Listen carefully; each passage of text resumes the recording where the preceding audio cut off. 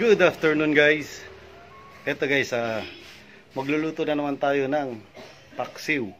Pero ito guys, papaksiwan ko ngayon. Tapos bukas lalagyan ko siya ng gata para maiba naman.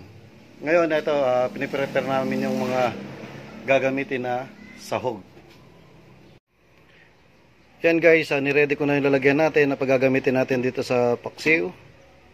Nilagay ko na yung bawang, sibuyas, at ito yung assistant cook natin na si Bogard. Nire-ready niya yung ano yan gan? Luya na gagamitin natin. Siyempre guys, lalagyan din natin ng talong, sili, tsaka yun. Ito guys, yan yung mga gagamitin natin mamaya na ilalagay natin sa taas ng isda. Tapos guys, ito pala yung mga gagamitin natin na isda na iluluto natin ng paksiw. Tapos yun nga, sabi ko nga, pagkabukas lalagyan ko siya ng gata. Doon guys, napakasarap nito. Yung pinaksiw mo muna, tapos maglalagay ka ng gata.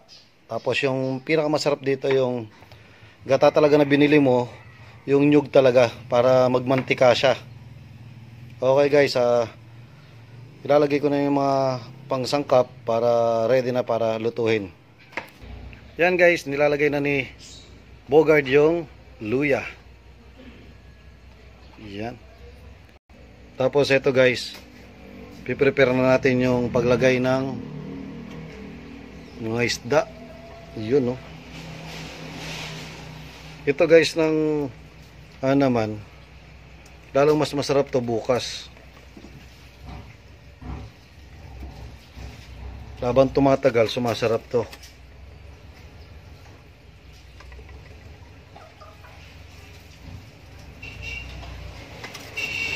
Yan. Yan yung isda natin, is naka-ready na. Ilagay naman natin yung ibang sangkap. Yan guys, maglalagay na ako ng suka.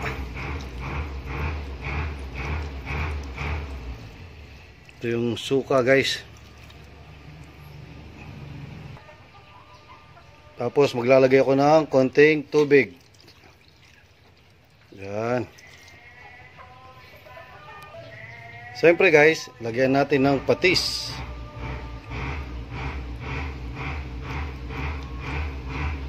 Yan. Tapos maglalagay din ako ng paminta. Yan. Ilalagay ko na rin yung mga gulay guys dito sa taas lang na niluluto natin. Yan guys, lalagay ko lang to sa taas.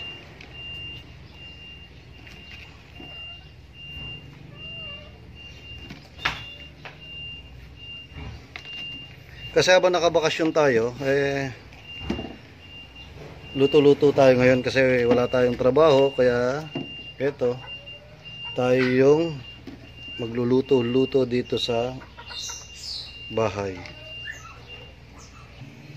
Ngayon guys, ready na to. Binuksan ko na rin yung apoy. Tapos ang gagawin na lang dito, takpan natin. Yan. Yan guys, tinakpan ko na. Tapos ipapakita ko para sa inyo yung isang ulam namin kanina. Yun.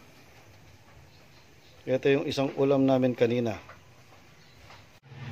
Yan guys, tinakpan ko na yung niluto natin. 8 to 10 minutes, i-check ko siya. Pero I think naman sa 10 minutes luto na to. Mamaya papakita ko sa huli kung anong kinalagay nung last na natin, yung final na niluto natin. Okay guys, check. Yan mga kaninja boss, ito na yung pampinali natin na luto ng isda natin na paksiw. Pero ang gagawin ko nga dyan, bukas maglalagay ako ng gata.